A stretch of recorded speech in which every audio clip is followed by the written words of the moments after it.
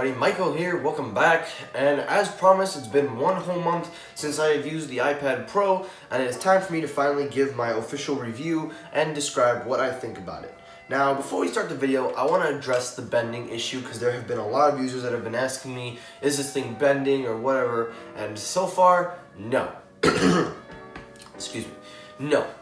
There is no bending of whatsoever. It is still nice and thin, just the way it was when I got it, and for the most part, it held up pretty well. And also I wanted to address, people are asking me, are these the ones that bend? I just want to address, it's not the Wi-Fi model that bends as easily as you're thinking. The ones that really bend that you've been seeing on the news that fold in like the Galaxy Fold are the antenna ones with the Wi-Fi and cellular. So those are the ones that are more prone to bending because of the cutout and the placement of the antennas. So I just wanted to put that out there so that you guys know this is the Wi-Fi model and not the cellular model. But let's get this review started. So, also I feel like I'm getting sick. But anyway, when I first picked this up, I was kind of itching around my head. I was saying to myself, why do I need an iPad? Like, why do I need a Pro one? And it's just an iPad. I thought to myself, I wasn't gonna need to pay all that money for a Pro tablet. Well, I picked it up, I got it on sale, and so far, the purchase has been a very good one. Let's get all the positives out of the way, and then we'll get some negatives in. So the first positive is the form factor. Now, we're not going to take a look at the case. I will discuss the case in just 1 second, but let's take a look at the actual iPad. Now, you can see it's not bent, just letting you know. But this form factor, this thin and light piece of glass with an LCD display and smart connector, this piece of technology is probably one of the best form factors that I have seen on a tablet. It is super thin, lightweight, and honestly, it's amazing. I really like it. This form factor is nice. Another positive, and okay, music decides to play when it wants. But anyway, I will do a sound test later on. I'll do some comparisons later, but not in this video. But the screen is very nice. It is a much needed refresh of what we've been used to with the iPads. I'm gonna lock it in. This is much needed because we've always had the home button, but this one feels more modern and kind of makes you feel like you're owning something different other than a regular iPad. Now, of course, you do see the Apple logo on it, and of course, you'll think, yep, it's an Apple product. But this is a much needed refresh and a much needed redesign. A major positive is the USB Type-C at the bottom. I was so happy when they said this was having USB Type-C because not only does my MacBook charge with USB Type-C, but now this charges by USB Type-C. So one charger to rule it all. Now if we can just get Apple to do the iPhones, we will be good to go. Sorry guys. But anyway, another positive is the speakers on these things. Now, normally when you buy a tablet, you don't buy them for the sound quality, you just buy them for your productivity or whatever you're hoping to do. But surprisingly, these things, I have actually got to be honest, these are my favorite speakers on a tablet, and the reason I say that is because these things are just phenomenal. They have 4 woofers and 4 tweeters on each side, so 1 on each side, and each one are able to reproduce the music in low frequency with mids, and you do get your highs in there, but mainly emphasis is on lows. I don't know if Beats had a hand on this because the bass on this is pretty good, but not like overpowering style. It is a little muffled, I will not lie. It doesn't sound as clear and vibrant as you would think, but by no means is it anything near the OnePlus 7 Pro speaker sound or the Galaxy S10. It has that distinctive Apple sound. And what do I mean by distinctive Apple sound? Well, if you know AirPods, they always like to put their music with a little muffled. That's kind of similar to this, but still, it's clear no matter what I say. It's a great sounding speaker. The music is amazing. And just for a demo, I'm actually going to play a quick song with some bass. And I'm going to do it fast because I don't want to get copyrighted because YouTube would really be taking my stuff down right now. So I'm going to play a quick song.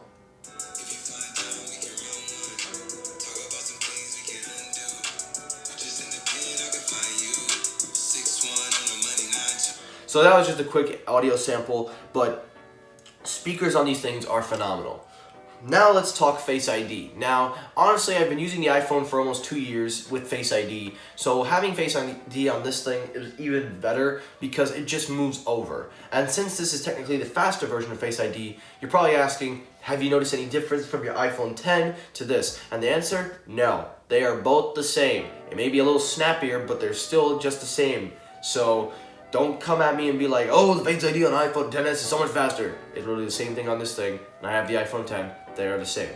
But now let's talk performance, and let's get into the real depth of this review.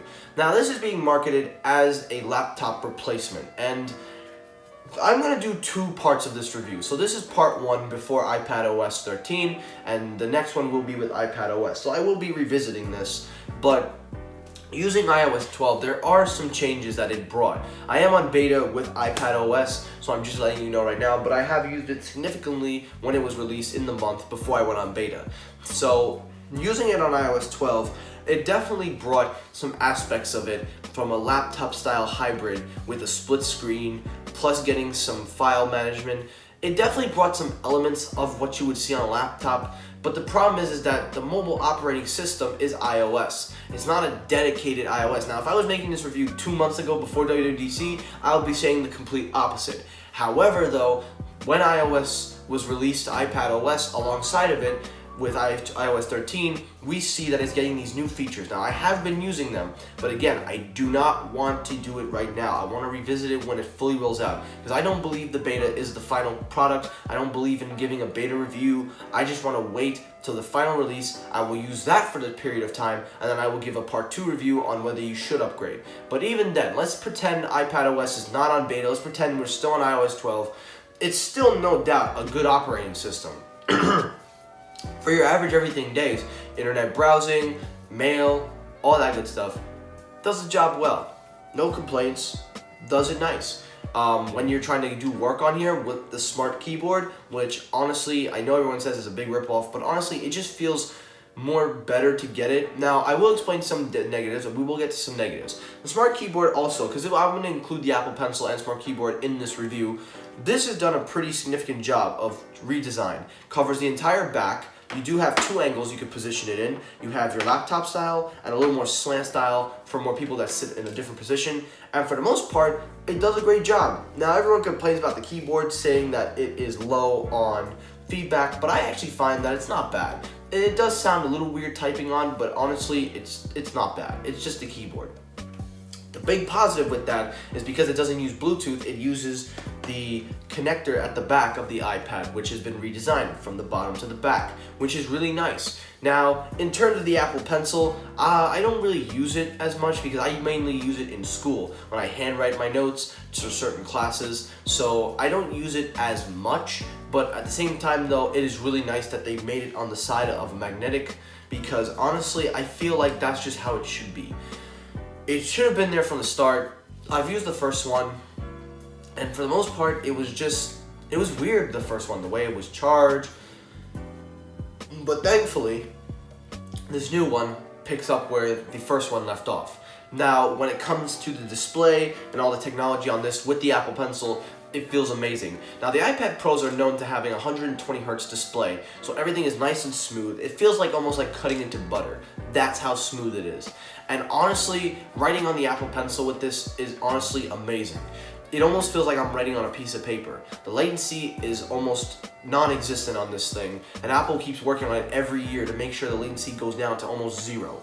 So, trust me, it is really amazing to write on this. Now, with the 60 Hz display, it's okay, but with 120 Hz, it feels more natural, so I can see why everyone makes a big whoop with the Apple Pencil on this device.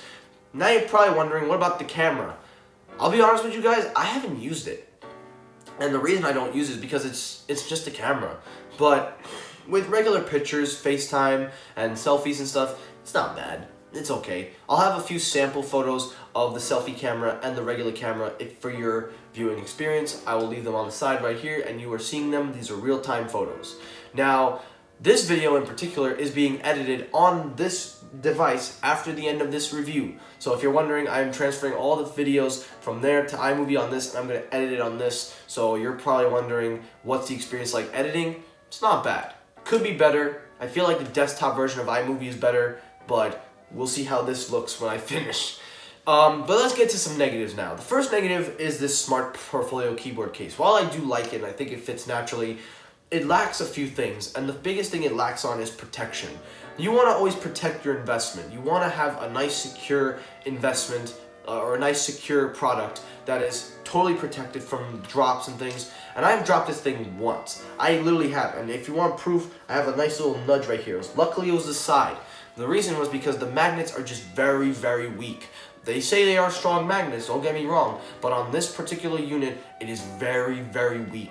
And if you're not careful, this thing will go flying and it will go face down. You don't want to break a device. My second problem with this device is that with the bend issues, it also makes you feel scared. Now, I'm not saying you should always be scared with the bending issues, but if you have to think about taking this with you wherever you go, you know something's wrong. But don't worry, I have another review planned for this product for a particular accessory, which adds to this. I will see that later.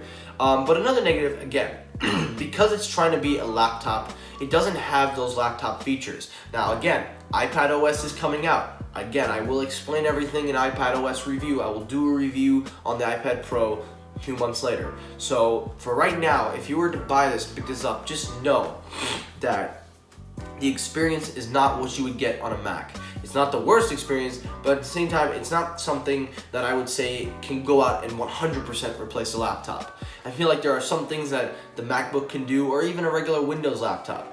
But if we're talking a regular tablet for productivity and lightweight, this is the way to go. This is the form factor, and this is the way it should be.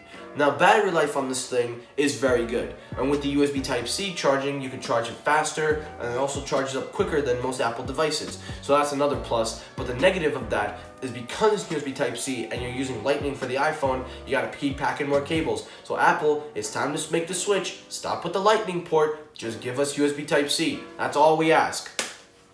So you're really noticing that this wasn't really a big review because, again, I would have said a lot more had I did this before iPad OS was announced, which is why I'm holding off a lot, and it does sound a little choppy. But overall, if you were to pick this device up, let me break this down. $799 is the retail price for 64 gigabytes. I picked this up for $150 off, along with the accessories. They were all on sale. So I was able to bundle them and get a great savings out of them. And I do advise everybody to always try to take advantage of the best sales, the best price. Always do a price match when you go to Best Buy. They can definitely help save you a few dollars. I always advise to do that because the more money you save, the better. And for this particular unit, I never believe in spending $800 on a tablet. However, with the performance and everything that it's giving, and hopefully with iPad OS coming out, it might actually be worthy, maybe, just maybe. But again, there will be a more extensive review when iPad OS comes out where I will fully develop if this thing can finally replace a laptop, because that thing brings a lot, and I'm on beta, so I'm not going to spoil it. But if you had to make an investment purchase right now, you were to come to me and say, I want to buy the iPad Pro with all the accessories, should I do it? My initial reaction would be, if you're willing to spend the money, I would say yes. Because again, this thing is really not that terrible. It is an iPad, it does the job well, it is great in what it does. It's literally one of the best accessories that I own. I call the iPad an accessory because it's not really something that could make or break my everyday living. But it's one of those things where it's just with me. And it's just something that's easier than carrying around a MacBook. Now, don't get me wrong, MacBooks are nice, but you have the 15-inch model like me, it's a heavy beast, although people will argue. But still, when you're walking around campus with a backpack on, that thing weighs a lot. So this thing, the fact that it weighs less than a pound with the accessories on it, it's phenomenal. And the performance on it is amazing. It's fast, chappy. It has the power to be a laptop replacement. That's where iPad OS comes in, which again, I told you I will review. But overall, if you can make away with a few exceptions, this will definitely be worth your investment. And I'm not saying this as an Apple sheep, I'm saying this as an average consumer. If you're looking for a secure and steady device that will last you, I would say yes, because this thing is built to last. Unlike the MacBooks, which do have their problems here and there, this thing is built to last. This is a mobile operating system, but it's going to get its own thing, so we're going to take a look at that when it comes out. But again, like I said, investment-wise, it's not a bad purchase. So that's going to do it for this video. Thank you for watching. Like, comment, subscribe. Let me know your thoughts down below. What do you think of the iPad Pro?